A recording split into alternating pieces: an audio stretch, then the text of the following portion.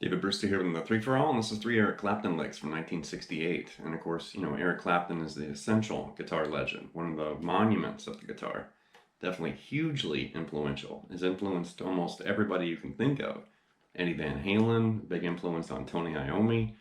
There's a ton of players, thousands, if not millions of guitarists, look to Eric Clapton for inspiration, licks, just feel, tone, phrasing, vibrato, bending, you name it. So I'm not going to pretend like I have some secrets about Eric Clapton. He's been written about. I've read, tons of, several books, tons of interviews in guitar magazines. There's a lot of information out there about Cream, Derek and the Dominoes, Eric Clapton's solo career, Delaney and Bonnie. There's a whole bunch of information, Blind Faith, all that stuff. So if you need more information, kind of background information and historical information, check out his book, the Clapton autobiography. I read that a few years ago. Great book, definitely very valuable as far as all the information, kind of behind the scenes, events and stories and stuff. Very, very interesting.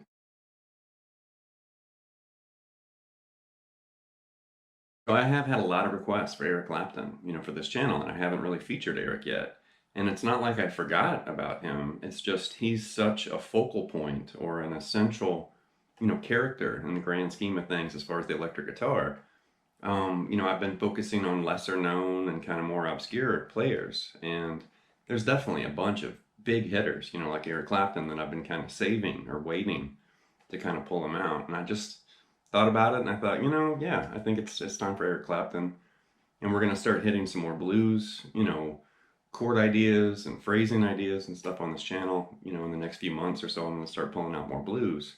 So I thought this would be a great way to kick it off because definitely Clapton's, really, a huge fan of blues music.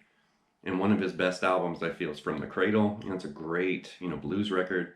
That was in the 90s, very acclaimed, got a lot of attention. I really respect that album. That's a great one. I love the Cream stuff, back in the 60s and everything. That's great.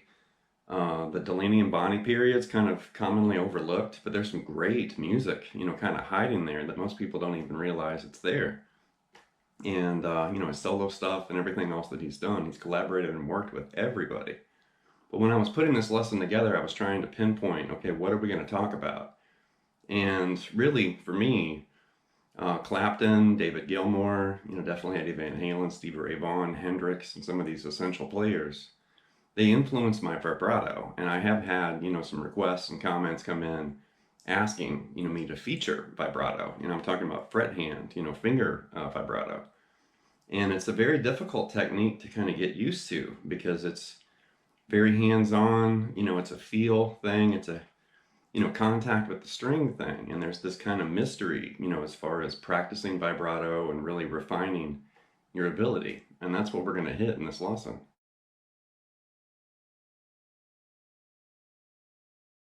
That image I just shared, that's 10 players that I feel, influence me directly. So that's my opinion, 10 essential, vibrato guitarists or expressive vibrato guitarists.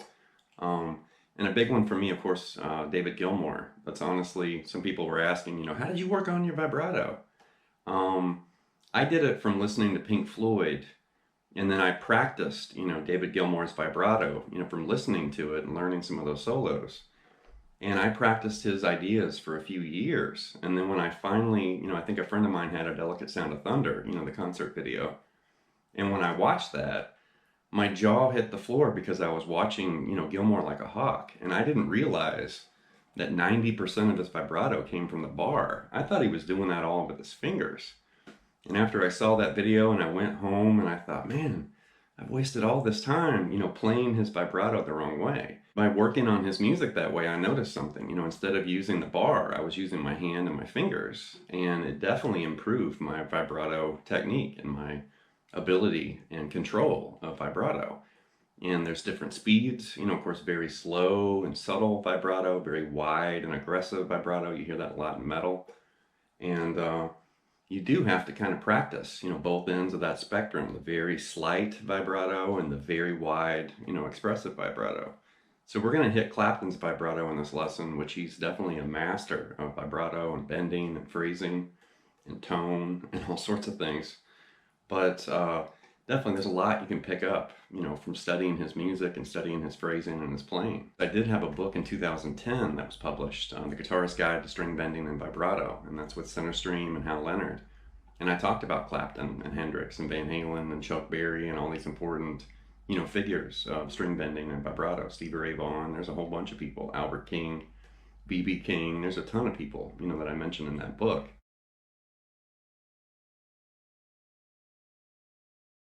The licks in this lesson actually came from the old Cream Farewell, you know, home video. I think it was actually shot in 1968. It was released in early 1969. And I've heard, you know, Eric Johnson, I've heard a whole bunch of guitarists talk about the footage in that video. And, you know, when I was kind of looking for some good, you know, live footage or licks and stuff, I couldn't help but think of that video because the tone is awesome. It's very candid. You know, Eric's just sitting backstage with an interviewer and he's demonstrating things on guitar and talking. And I love that footage. You know, it's just so off the cuff and just casual. And it's really rare to see footage like that with anybody, you know, Hendrix or Van Halen or whoever, where it's like, wow, there's Clapton, you know, in his prime, showing off some of his licks and his tricks, you know, and it's so good. The first lick is actually a great demonstration of Clapton's vibrato, especially in that period, in the late 60s. And he just basically starts with a single bend, and then the interviewer asks him to demonstrate it again. He does the exact same single bend in the beginning, and then he finishes with this little tasty blues lick. It's very simple, but a great demonstration of what we're looking at here.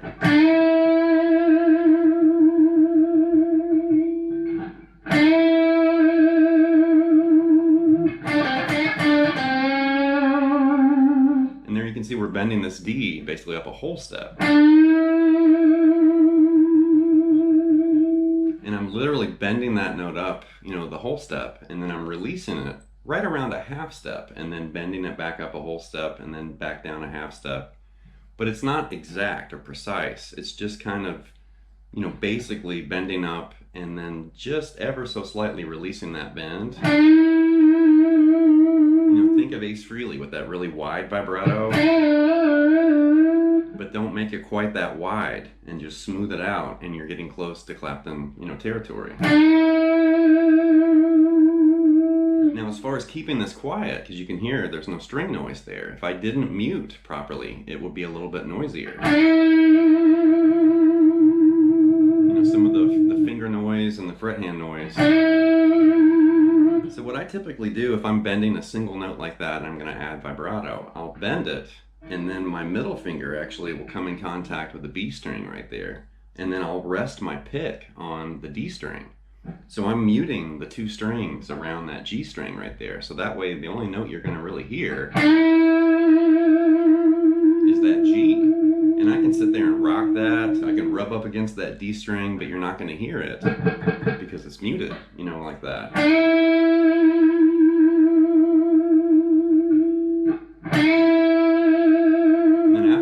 Time he plays that, there he's basically playing, you know, D to C. He bends that D up, picks that D again, grabs that C, and then bends it a half step to C sharp. Like that. And I noticed on the video, Eric actually bends that up, you know, on the G string there. But I typically on the G, if I'm just going to go a half step, I typically bend toward the floor, because really you don't have to go that far. So right there, just for the half step bend, you can go either way. Now if you were going to go a whole step, you might actually want to bend toward the ceiling, you know, because you might run out of room going down toward the floor. But that's one of the few times, you know, on the G string, I actually bend down for that half step bend.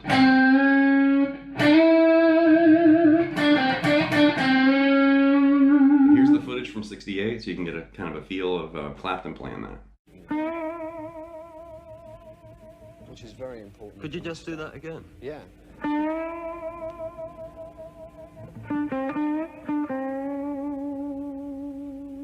The next lick actually starts with this slid double stop, and then he finishes with the kind of variation of the first lick. Something like this.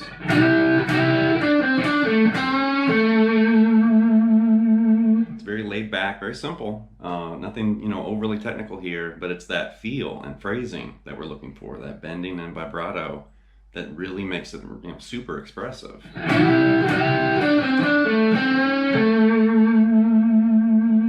there you can see we're sliding into that G and E on the G and the B string.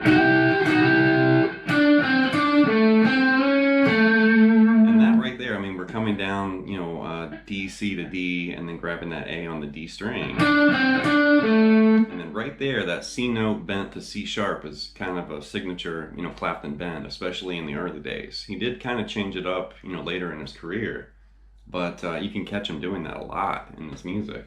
You know, kind of playing with your ear because you hear that minor third bent to the major third. You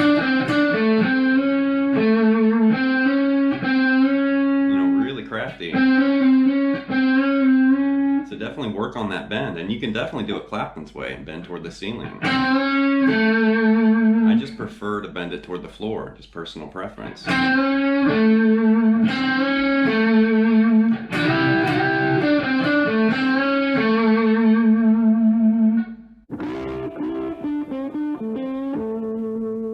Over the years, I've had a lot of students ask about Clapton's classic, you know, woman tone. And there seems to be some confusion, you know, exactly what that is. And some people thought, you know, is it a wah pedal or is it, you know, some sort of effect? And it's actually just on the controls of your guitar. And, you know, really Clapton had a habit of rolling the tone control back. And sometimes he would roll it like halfway, sometimes he would roll it all the way off, you know, on zero. And it really produces this kind of wolfy, kind of bassy tone, you know, like this. You know, it almost sounds like a wah pedal, you know, heel down, like pulled all the way back. And you have to remember a wah pedal is really just a foot controlled potentiometer, you know, just like the volume pots on your guitar, but you're manipulating, you know, that pot with your foot. So that does kind of sound a little bit like a wah, kind of cocked back like that.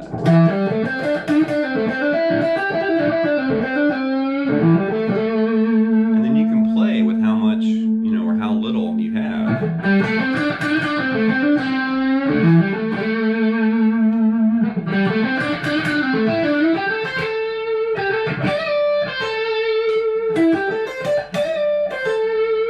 You know, it has a really different sound. And then if you use both pickups and roll the tone off both, that has a really, you know, unique flavor too.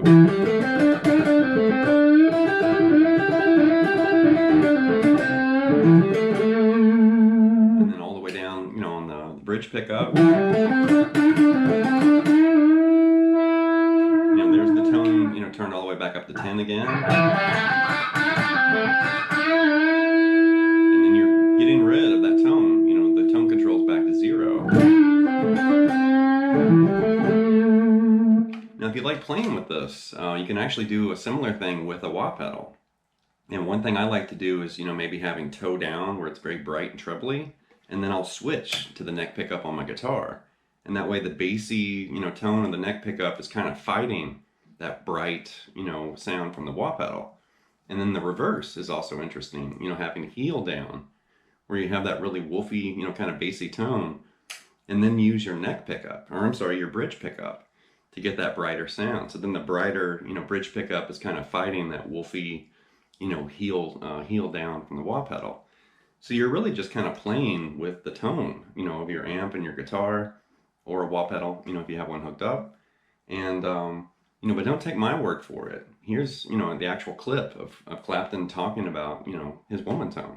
The woman tone is produced by using either the bass pickup or the lead pickup, but with all the bass off. And in fact, if you use both pickups, you should take all the bass off on the tone control. That is to turn it down to 1 or O, you know, on the tone control, and then turn the volume full up, you know. And it's supposed to sound like this.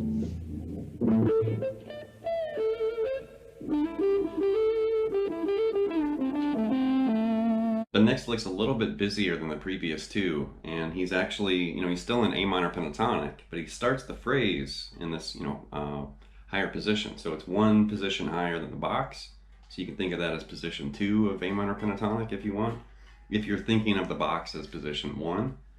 But he basically starts with the slide from D to E, And then he starts grabbing notes and then shifts back into the box eventually, like this. One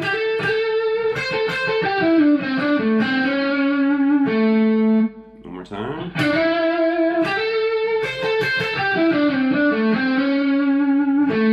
And there you can see there's the slide into E, vibrato. And then you're hammering on G to A right there and finish that phrase with vibrato. Reach over and grab that C, go back to that A. And then you're going to shift back into the box right there. And then right there, instead of bending to that C sharp, he's sliding into it and adding vibrato. And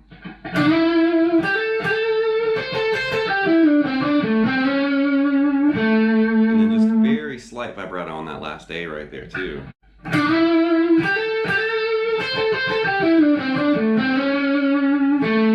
And it's all about phrasing and that touch too, the contact with the string.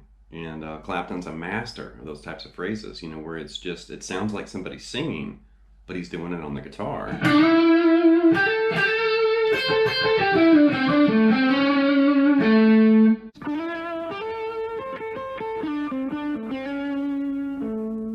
Okay, here's a bonus lick from this footage, and it's a little busier, and he's kind of moving around a little bit more and demonstrating more, and it's something like this. One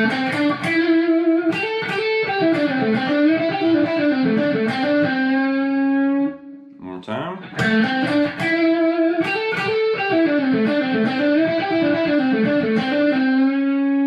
And there you can see, once again, we're starting in A minor pentatonic, moving to the next position, which you can think of that as shape 2. And he's really, just targeting that E note, and that's where he applies, some vibrato. Grab that G to A, hammer on there twice. And then we're coming down. Very standard lick right there.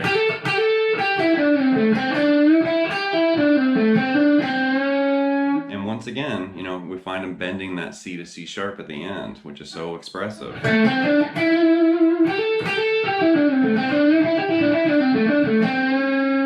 And I love that just kind of unsettled, just kind of abrupt ending.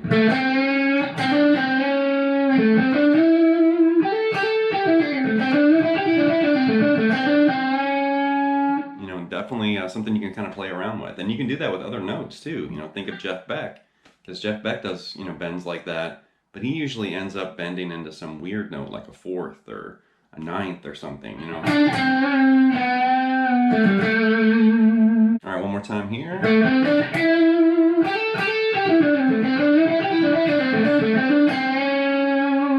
And here's the footage from '68 with Clapton, phrasing through that lick.